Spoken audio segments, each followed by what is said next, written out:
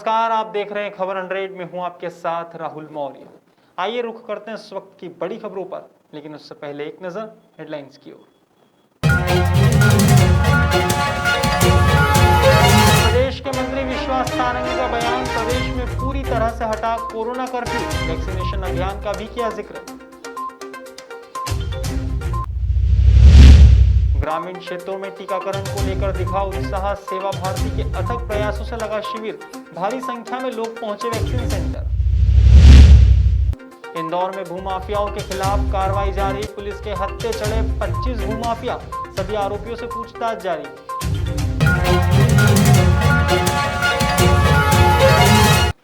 बुधवार को मध्य प्रदेश के चिकित्सा शिक्षा मंत्री विश्वास सारंग ने बताया कि प्रदेश में कोरोना कर्फ्यू को पूरी तरह से हटा दिया गया है, लेकिन अभी भी कोरोना खत्म नहीं हुआ है, इसलिए गाइडलाइन का पालन करना सभी के जीवन का लक्ष्य होना चाहिए।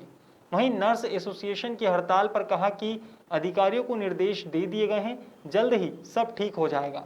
हालांकि इन सभी के बीच मंत्री सारंग ने कांग्रेस को कई मुद्दों को लेकर घेरा और कहा कि प्रदेश में कांग्रेस के दलाल बेरोजगार हो गए हैं।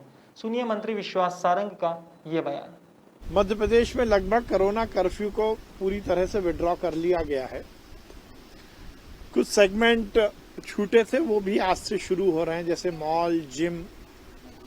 अब रेस्टोरेंट में भी आधी कैपेसिटी पर डाइनिंग बिठाकर भी भोजन कराने की छूट दी गई है। शादी की भी जो सीमित संख्या है उसको और बढ़ाया गया है, 50 तक अलाउ किया गया है। 25 वधु पक्ष के और 25 वर पक्ष के अतिथि रहेंगे। आज से गतिविधियां शुरू हुई हैं, पर फिर मैं निवेदन करूंगा कि सभी लोग पूरी तरह से कोरोना प्रोटोकॉल का ध्यान रखते हुए अपने रोजमर्रा की जिंदगी को जिएं। इंदौर के तिलक नगर थाना क्षेत्र में सर्पदंश से एक बच्ची की मौत हो गई है। बताया जा रहा है कि एग्रीकल्चर कॉलेज के कैंपस में वैष्णवी अपने माता पिता के साथ रहती थी। वहीं घर पर सर्प घुसा और उसे काट लिया, जिसके बाद परिवार के लोग उसे अस्पताल लेकर तो पहुंचे, लेकिन उसकी मौत हो गई। अब पुलिस ने सर्पदंश की घटना को लेकर मर्ग कायम किया है और मामले में जांच शुरू की है। यानी मैं हॉस्पिटल लेके गया शकुंतला, उसके बाद में अपने ऐश्वर्या हॉस्पिटल, उसके बाद में एमबाई लेके आया। इन लोगों ने क्या कहते बिल्कुल बच्ची को छुआ तक भी नहीं और बोले ले जाओ बोले। उसके बाद में एमबाई लाया मैं। कोविड के कारण क्या कहते मैं नहीं ले जाना चाह रहा था एमबाई, इसलिए मैं क्या कहते प्राइवेट लेके गया। बाकी इन लोगों ने कुछ भी हाथ नहीं लगाया बढ़िया पर। हाँ, ये सांप काटने से हुई। उस समय क्या कहते उसकी धड़कनें चल रही थी जब मैं शकुंतला ऐश्वर्या हॉस्पिटल पहुँचा। हाँ, घर में ही काटा था। बोल तो रहे बोले, उसके बाद में सब घर में भी खोद वगैरह के भी देखा, बाकी हमें कहीं दिखा नहीं हुआ। हाँ, बच्ची मोबाइल चला रही थी घर में। जो कल कहीं घर पर इसको जहरीला सर्प काटने से इसकी डेथ हुई है। थाना तिलक नगर पर मर्ग क्रमांक 9/30 12 से 74 का कायम कर जाँच में लिया गया है। जाँच हेतु वस्तुत हुआ जाँच की जा रही है। ये कृषि कॉलेज कैंपस क्वार्टर्स,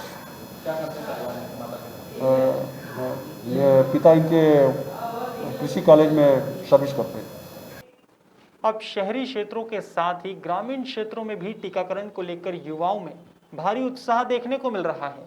ऐसा ही कुछ नज़ारा बुधवार को बदनावर के तिलगारा में सेवा भारती के अथक प्रयासों से लगाए गए शिविर में देखने को मिला।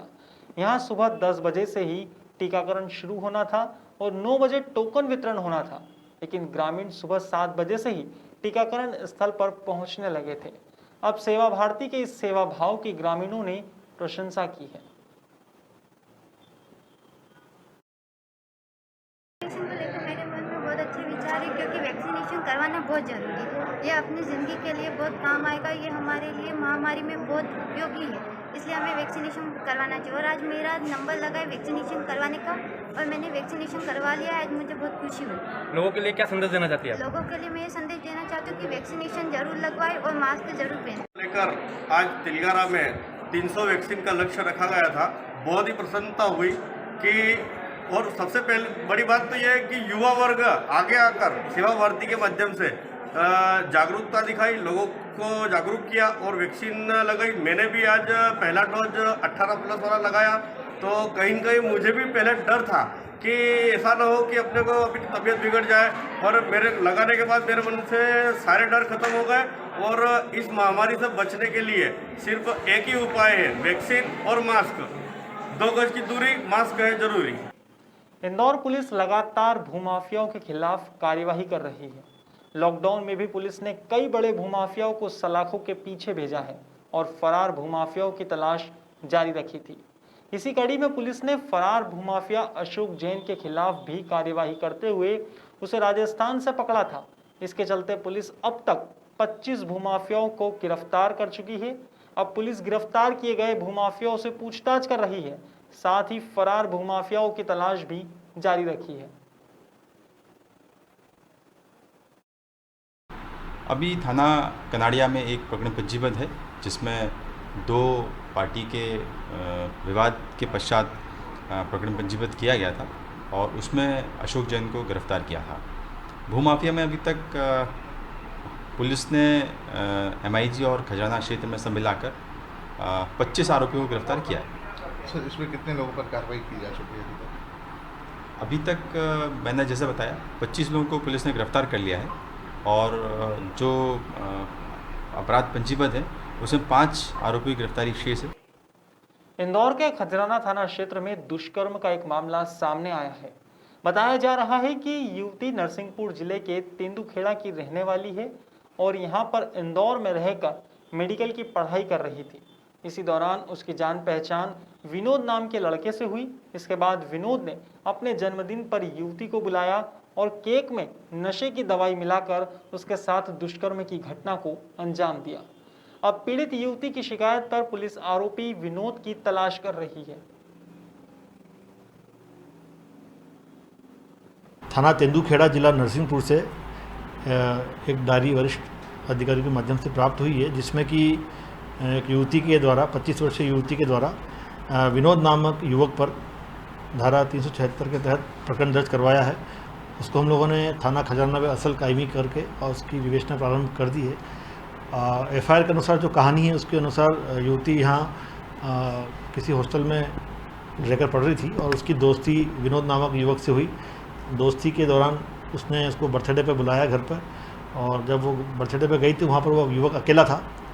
उन लोगों ने केक कट किया। उसमें उनका कहना है कि उसने कुछ मिला दिया था। जब उसने वो केक खाया तो उसको होश नहीं था। होश आने पे उसने अपने आप को पाया कि उसके साथ बलात्कार हुआ है और वो युवक उसके बाद लगातार उसका शारीरिक शोषण करता रहा और उससे मंदिर में शादी भी दबाव डाल के की है। और अभी लॉकडाउन में जब वो युवती घर चली गई थी तो उसको फ़ोन करके बुलाया कि अगर आप नहीं आओगे तो मैं आपके फ़ोटो वायरल कर दूंगा, वीडियो वायरल कर दूंगा, ऐसे इसको धमकी भी दी। फिलहाल खबरों में इतना ही, लेकिन खबरों का सिलसिला जारी रहेगा। आप देखते रहिए खबर 100, जनता की बुलंद आवाज़।